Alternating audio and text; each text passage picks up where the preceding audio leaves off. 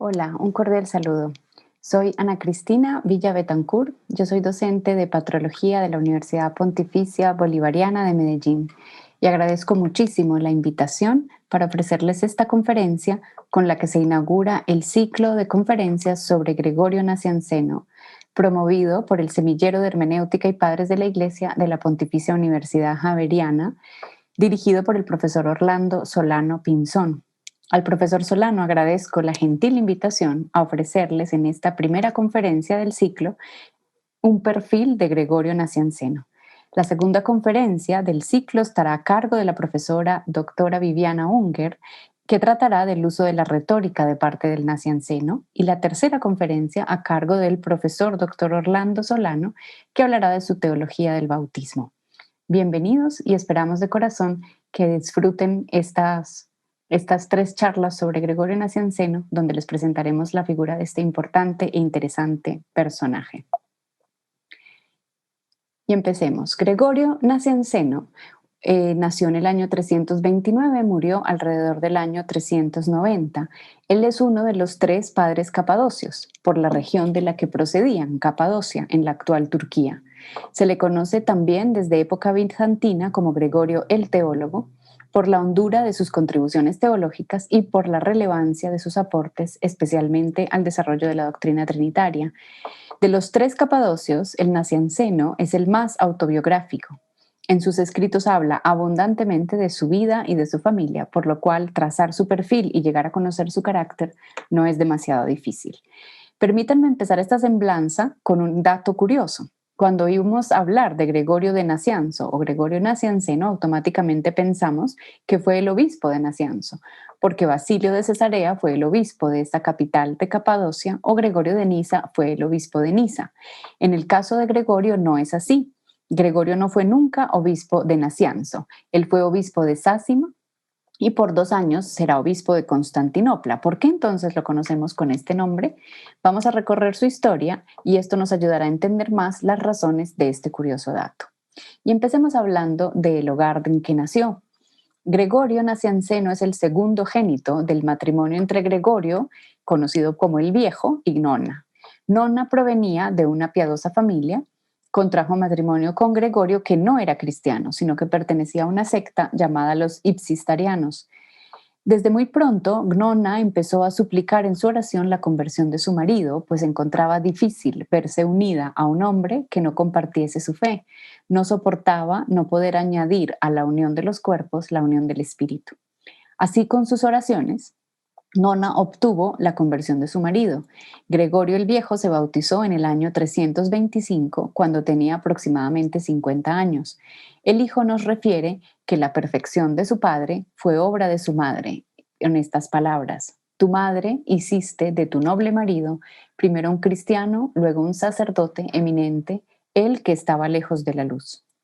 Poco después de su bautismo, Gregorio Padre fue elegido obispo de Nacianzo.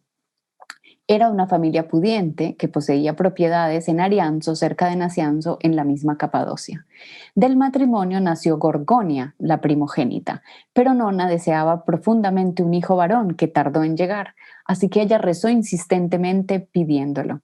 Gregorio nos habla de esta oración insistente de su madre, que la llevó a que una vez nacido el hijo de sus oraciones, procediera a consagrarlo a Dios, como lo hizo en las escrituras Ana con su hijo Samuel. Y escuchemos sus palabras. Mi madre me consagró a ti desde cuando estaba en su vientre, en aquel día en que, deseando tener en sus rodillas un hijo varón, imitó las palabras de la santa Ana: que vea un hijo varón, y tú retén en tu recinto, oh Dios, oh Cristo Señor, el fruto florido de mi parto. Así dijo, y tú, Dios, consentiste. Siguió este divino sueño que llevó a mi madre el nombre y luego le donaste el hijo. Y ella me consagró a tu sagrado servicio como un nuevo Samuel, si fui algo como él. Después de Gregorio nació también Cesario, el hermano menor. Podemos suponer que la edad de Nona en el momento estaba cerca de los 40 años y la de su esposo pasaba a los 50, lo cual hace a Gregorio, según la concepción de la época, hijo de padres ancianos. La promesa de la madre y su deseo serán claves en la opción por la vida virginal que Gregorio hizo desde su juventud. Pero ella os dio parte de sus hijos con más esperanza, santificó mis manos con las sagradas escrituras y con afecto se dirigió a mí con estas palabras: yo te doy a ti ofrenda viva a Dios como prometí, y tú lleva a cumplimiento mi esperanza. Yo te engendré por medio de la oración, y haré votos de que serás excelente. Esta es la noble petición que yo, hijo mío, te hago ahora y en el futuro. Las últimas cosas serán mucho mejores. Ese es el deseo de mi madre y yo me sometí a él, dice Gregorio. Puede decirse sin temor a errar que Nona, su madre, es la mujer más importante e influyente en la vida de Gregorio Nacianceno. Pero demos una mirada a lo que pasó en su juventud y sus estudios. Según la costumbre de la época, Gorgonia, la hermana, se casó y dejó el hogar, y sus hermanos menores, de los cuales la separaba una cierta distancia de años, eran aún muy jóvenes. La educación de Gregorio fue confiada a su tutor, un pedagogo llamado Carterio, del que nuestro autor conserva un recuerdo afectuoso. Como todo hijo de una familia pudiente, una vez llegada la juventud, Gregorio salió de Capadocia para estudiar. Y vamos a mirar un poquito el recorrido de viajes de estudios que hizo. Él viajó probablemente primero a Cesarea, que estaba cerca de su hogar en Nacianzo, y luego de ahí viajó a Antioquía. Posteriormente estudió también en Alejandría y culminó sus estudios en Atenas, lugar en que se consolidó su amistad con Basilio, con quien ya había coincidido en otras ciudades por estudios. Este recorrido de estudios por las principales capitales del imperio y los centros culturales más elevados de la época nos testimonian lo refinada de su formación, que adelantó con maestros renombrados. Gregorio y Basilio fueron educados en las más elevadas artes de la cultura griega de su tiempo.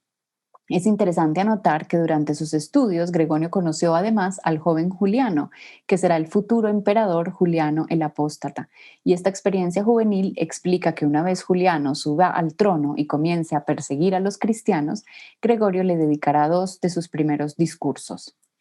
Un episodio interesante de esta parte de su vida sucedió durante la travesía marítima que lo llevaba de Alejandría a Atenas. Su embarcación fue presa de una fortísima tormenta y estuvo a la deriva por varias semanas. En esta ocasión, Gregorio hizo un voto de consagrarse completamente al servicio del Señor si llegaba a salvarse del naufragio. Con este voto, además, confirmaba la promesa hecha por su madre antes de su nacimiento, de la que leímos un fragmento hace un momento. Siendo una persona tan autobiográfica, es interesante notar además que Gregorio nos narra todos estos hechos de su juventud en sus escritos, pero no narra la fecha ni la ocasión de su bautismo, y no sabemos la razón de esto. Sabemos que sus hermanos Cesario y Gorgonia lo recibieron ya de adultos, es de suponerse que también esto fue el caso con él, y es de suponerse que esto haya sucedido en algún momento de esta época de su vida, pero de verdad no tenemos datos ciertos sobre esto. Cesario, su hermano menor, tuvo una vida y una carrera bastante distante de sus padres. Sus estudios lo condujeron al ejercicio de la medicina y entró pronto al servicio del emperador Constancio, ganándose el favor de la corte imperial. Esta presencia de Cesario en la corte de un emperador que favorecía a los arrianos y sucesivamente en la corte de Juliano el Apóstata fue embarazosa para la familia del obispo de Nacianzo. Gregorio, en una carta dirigida a su hermano, lo reprocha con estos términos: respecto a nuestra noble madre, si ella supiera alguna cosa sobre ti, hasta ahora hemos logrado escondérselas con muchas artimañas, recibiría un dolor tal que sería inconsolable por su debilidad de mujer y por su gran devoción, que le impide reaccionar con moderación en estas circunstancias. Culminados los estudios y de regreso a la patria Capadocia, Basilio emprende una vida eremítica retirada del mundo en Annecy, una propiedad de su familia, aproximadamente en el año 358, e invita a Gregorio a unírsele, pues en repetidas ocasiones durante los estudios habían admirado el valor de la entrega de la propia vida en una vida ascética y habían discutido sobre el deseo de practicar el cristianismo según un modelo de entrega total. En Annecy se vivía un ascetismo que seguía el modelo de un importante líder de este naciente movimiento, Eustacio de Sebaste. Se fueron a vivir a los bosques solitarios del Ponto, cerca del río Iris, al norte de la Capadocia, en un lugar espléndido y selvático, en el que vivía ya una parte de la familia de Basilio, encabezada por su hermana Macrina y su madre Emelia. Durante este periodo hicieron una obra conjunta, Basilio y Gregorio, de recoger una filocalia, es decir, una antología de las doctrinas más importantes y ortodoxas de Orígenes. obra que hasta hoy se conserva y que es muy útil para conocer la obra de ese importante maestro alejandrino. La vida que llevaban entonces combinaba oración, ascesis y estudio. Pero esta vida retirada y dedicada a la oración y la ascesis le duró poco a los dos amigos. En el año 361, Gregorio fue llamado por su padre, que era, como recordamos, obispo de Nacianzo, para que lo ayude. En efecto, Gregorio el Viejo se iba haciendo anciano y quiso apoyarse en las fuerzas de su joven hijo para su responsabilidad pastoral. Gregorio llegó a Nacianzo y su padre lo consagró sacerdote contra su voluntad.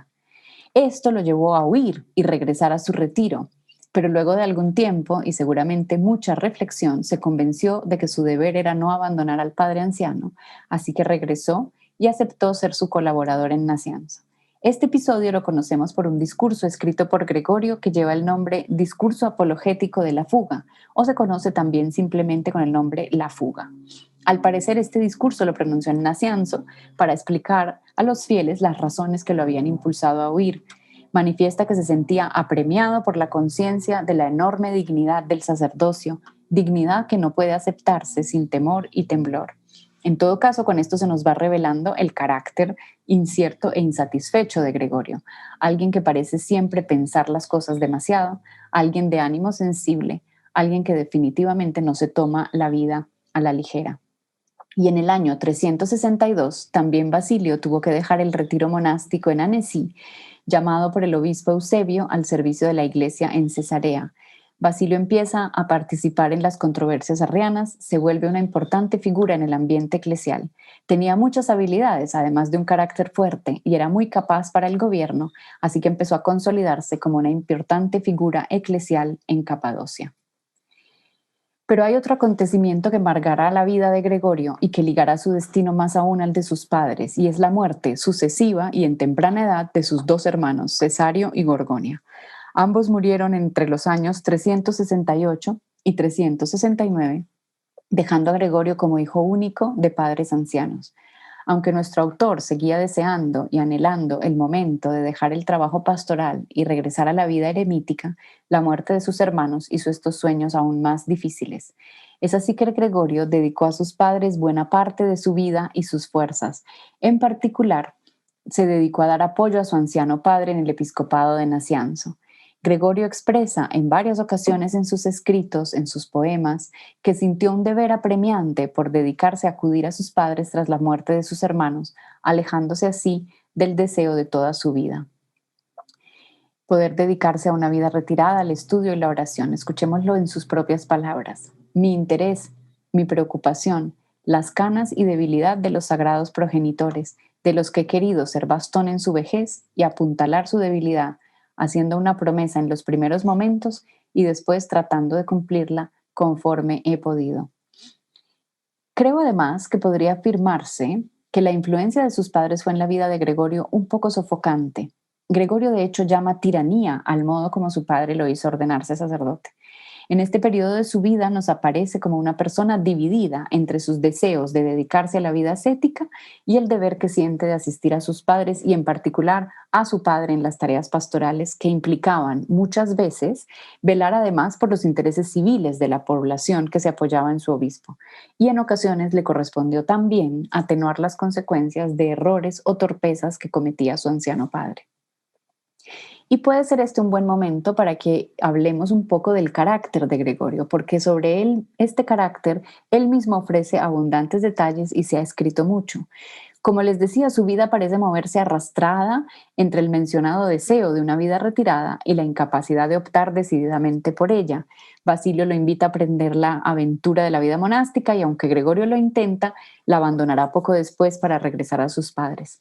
Carmelo Crimi, un importante estudioso de Gregorio Nacianceno, dice que él parece necesitar siempre de alguien que tome por él las decisiones para después combatir esas mismas decisiones y sufrir profundamente por ellas, lo cual da pie para que los estudiosos opinen y comenten su inestabilidad, su sensibilidad, su ánimo frágil, que contrasta con la voluntad de hierro que tenía Basilio.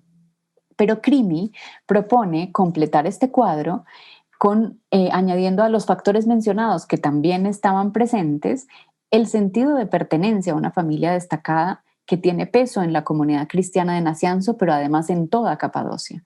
Una familia heredera de una tradición y de un buen nombre que hay que defender. Y es este sentido del deber el que motiva a Gregorio a quedarse con sus padres y a renunciar al deseo de vida filosófica, de una vida ascética, pero también a reprender a su hermano Cesario por sus componendas con el espíritu mundano, el que vivía en las cortes imperiales, y el escándalo que sus opciones generaban entre los cristianos de Nacianzo. Elena Gianarelli, otra importante estudiosa, también destaca la importancia que el ambiente familiar tiene para el nacianceno y que se manifiesta en su manera de escribir sobre su familia. Nuestro autor se siente partícipe de una gloria que atribuye a su familia y presenta reiteradamente a su padre y a su madre como modelos de realización del ideal cristiano al interior de una familia. Hablemos un poco ahora del episcopado, porque Gregorio, que no quería ser sacerdote, llegará también contra su voluntad al episcopado. En el año 370, Basilio sucede a Eusebio como obispo de Cesarea y fue nombrado, y Cesarea era la capital de la Capadocia. Esto hacía a Basilio, le ponía en la obligación de tener que enfrentar como obispo de la sede metropolita de Capadocia los constantes ataques de parte de la autoridad civil que privilegiaba a los arrianos y los favorecía con disposiciones administrativas. Entonces, la estrategia que ideó Basilio para contrarrestar esto fue consagrar obispos de sedes menores de Capadocia a personas de su confianza. Es así que nombró a su amigo Gregorio y a su hermano Gregorio, respectivamente, obispos de Sácima y obispo de Nisa. Ninguno de los dos quería asumir esa responsabilidad y Basilio mismo admite que no eran las personas más adecuadas para ello. Corría el año 372. Gregorio de Nisa aceptó pacíficamente el episcopado que su hermano le pidió asumir, pero Gregorio Nacianceno no, lo recibió con muchísima rebeldía y muchísima desazón. Así que esto causó un fuerte distanciamiento entre los dos amigos que tanto habían compartido en su juventud. Gregorio fue consagrado obispo contra su voluntad por una confabulación entre su amigo Basilio y su padre, y se referirá siempre a este episodio de su vida como una tiranía padecida por él y que nunca aceptará del todo. En efecto, Gregorio nunca fue a Sácima, que era una aldea insignificante ubicada entre las montañas de Capadocia. Es así que lo encontramos huyendo por segunda vez de las responsabilidades eclesiales hasta que el padre lo convenció volver a Nacianzo y ser su coadjutor. Es así que Gregorio siguió su no deseada vida episcopal como estrecho colaborador de su padre. Su larga vida de servicio sacerdotal y episcopal junto al padre en Nacianzo, por un total de aproximadamente 13 años, son las que explican el hecho de que conozcamos a Gregorio con el nombre de esta ciudad en la que él sirvió sin nunca ser su obispo titular. Algunos años después del episcopado de Gregorio, murieron su padre y su madre a distancia de poco tiempo. Gregorio admiró siempre la unión entre sus padres y admiró además el modo cristiano de morir ambos, que reflejó la intensidad de su fe, su amor a Cristo y su desprecio del mundo. Muertos sus padres, Gregorio no acepta asumir el episcopado de Nacianzo y se retira por fin a la soñada vida eremítica, a la soñada vida dedicada completamente a la ascesis y la oración, en un santuario dedicado a Santa Tecla en Seleucia, a orillas del mar Egeo. Sin embargo, una vez más, esta vida retirada le durará a Gregorio pocos años, porque a instancias de una mujer, su prima Teodosia, hermana de Anfiloquio de Iconio, que también era amigo de Basilio y Gregorio de Nisa, recibirá el llamado para asumir la sede episcopal de Constantinopla como pastor de la pequeña comunidad nicena, la pequeña comunidad que se mantenía fiel a la fe de Nicea en la ciudad de Constantinopla. Corría el año 378. Teodosia se había unido en matrimonio a una de las familias más ricas y poderosas de Constantinopla, que profesaba la fe nicena en el contexto de una ciudad imperial donde los arrianos contaban con el favor de la corte y controlaban todas las iglesias. La comunidad nicena de Constantinopla estaba esperando salir de la postración y persecución en que habían vivido por años, porque Teodosio, el nuevo emperador, favorecería a los nicenos y regresaría el uso y administración de las iglesias a esta comunidad. Es así que ellos, ven la necesidad de tener un obispo de arraigada fe nicena a cargo de su comunidad para favorecer esta transición una vez que llegara el nuevo emperador, y ven en Gregorio un garante para ayudarlos en esto. Así Gregorio recibe el que quizás será el encargo y responsabilidad más importante de su vida, encargo que, tras consultar con Basilio, aceptó. Que Gregorio haya accedido a este pedido, dado lo que ya sabemos de su carácter y su tendencia a sufrir las responsabilidades más que aceptarlas, se trata para él de una opción importante y fuerte. Gregorio abandonó el anhelado retiro, la anhelada vida eremítica que ya llevaba algunos años viviendo para asumir una responsabilidad de gran envergadura. Y esta vez no fue una tiranía sufrida de parte de otros, ni Gregorio se expresó jamás así de ella, sino que la aceptó viéndola como ocasión para dar todo lo que tenía, apoyando la tradición familiar y eclesial a la que pertenecía. Constantinopla era la ciudad imperial desde época relativamente reciente. Había sido inaugurada solemnemente por Constantino en el 330. Gregorio fue su obispo por 2 años, pero a pesar de la brevedad del tiempo en el que fue obispo, dejó una situación religiosa muy diferente de la que encontró, no solo en la ciudad, sino en toda la región, en parte gracias a su elocuencia y a la profundidad de su teología y su doctrina.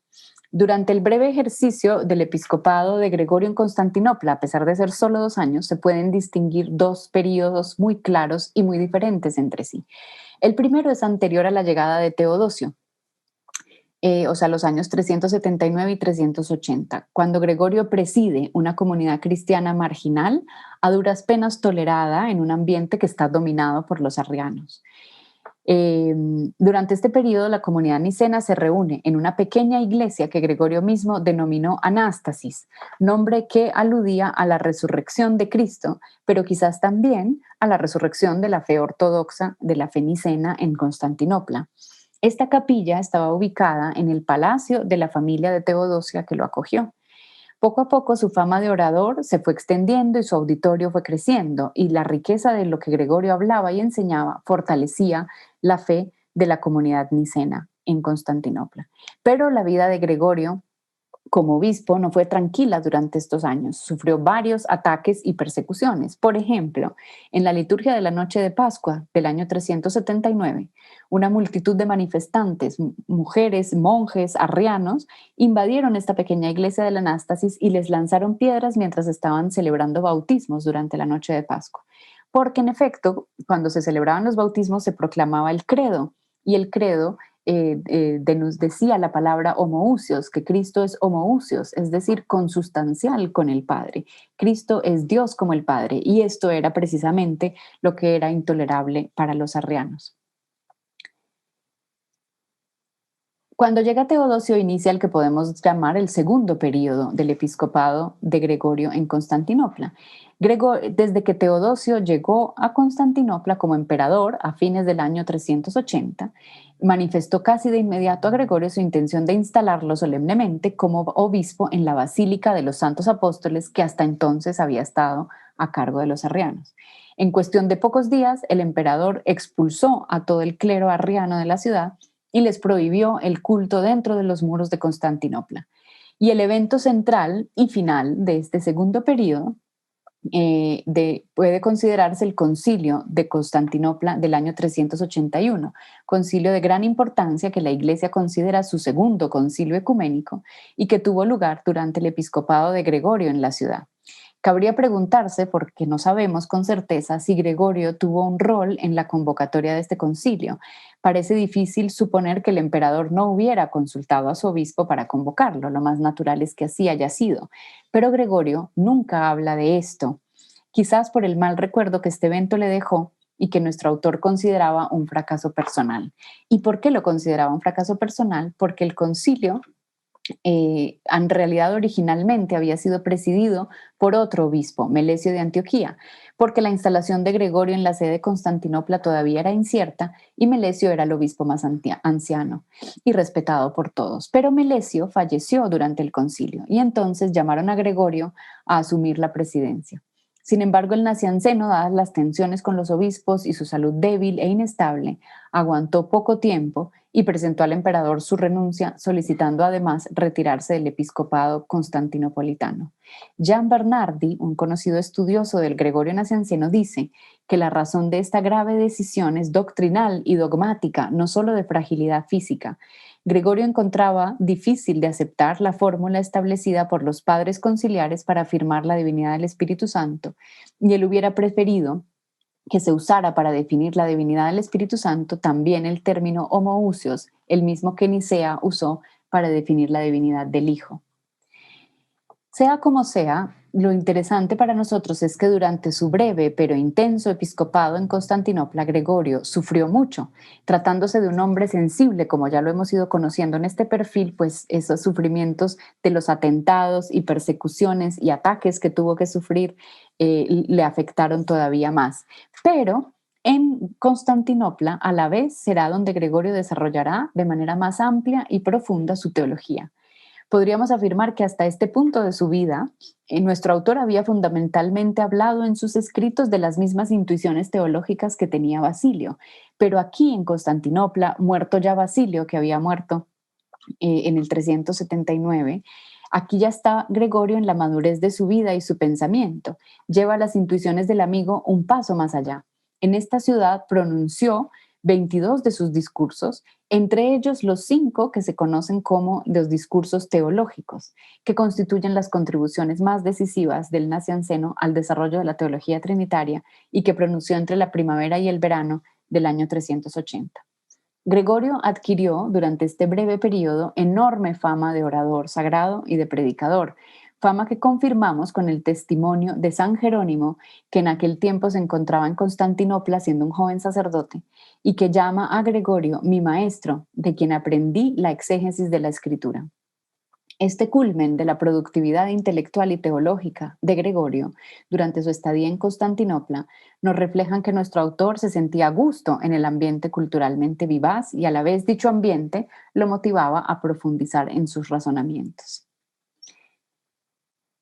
¿Qué pasó tras su salida de Constantinopla? Gregorio toma residencia en Nacianzo, en el hogar de su familia, y se dedica a lo que Bernardi llamará un retiro activo, pues emprenderá una intensa actividad literaria, escribirá muchísimo en este tiempo. Una buena parte de su epistolario corresponde a este periodo tardío de su vida, pero además escribirá poemas, epigramas y epitafios y los últimos discursos, de lo que hablaremos dentro de un momento. Desde la distancia, Gregorio sigue con su actividad de escritor, interviniendo y opinando sobre asuntos eclesiales. Por ejemplo, intuye el peligro del apolinarismo, que es una herejía que explotará algunos años más tarde de la muerte de Gregorio, pero él lo intuye y lo afronta.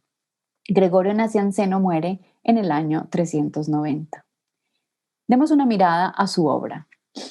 La obra de Gregorio Nacianceno alcanza su culmen tras la muerte de Basilio, como ya dijimos. Son fáciles de enumerar sus obras, menos fáciles de leer y de conocer, porque son obras densas, con un rico estilo, que hace uso de las herramientas más refinadas de la retórica helenística, lo cual las hace a veces no fáciles de leer para nuestra mentalidad contemporánea.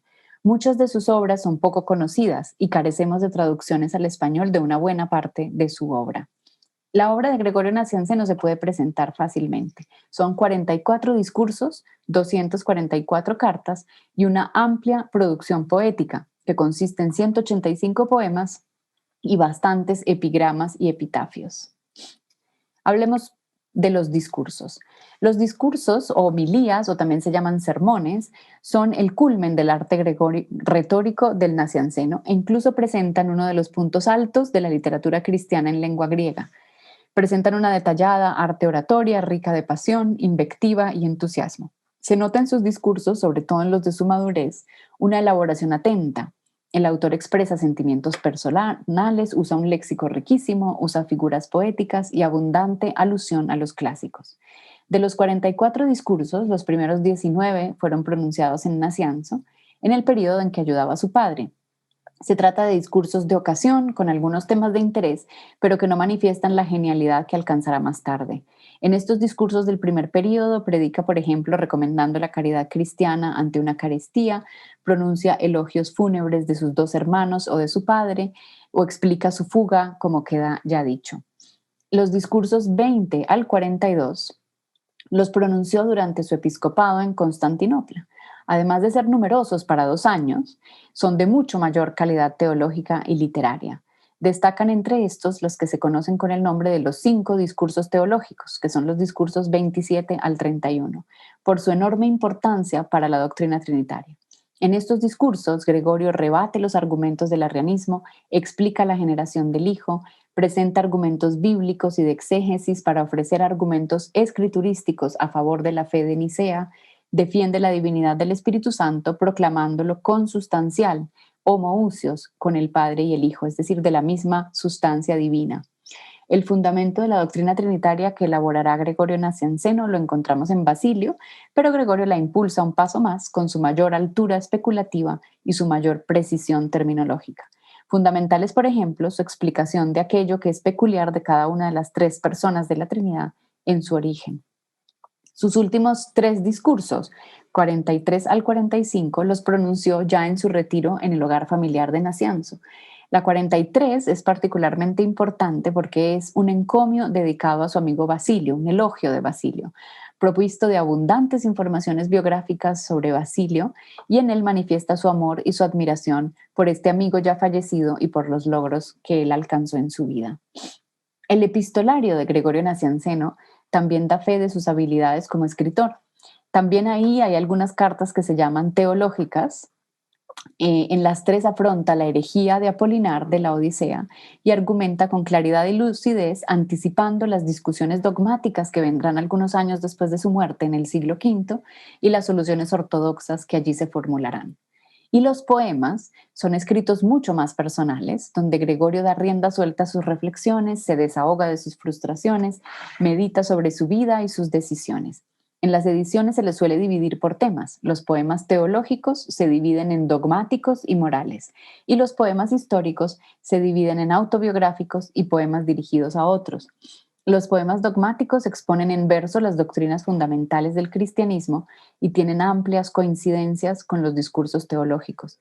También escribió abundantes epigramas y epitafios, es decir, poemas breves conmemorando difuntos o hablando de situaciones inmediatas.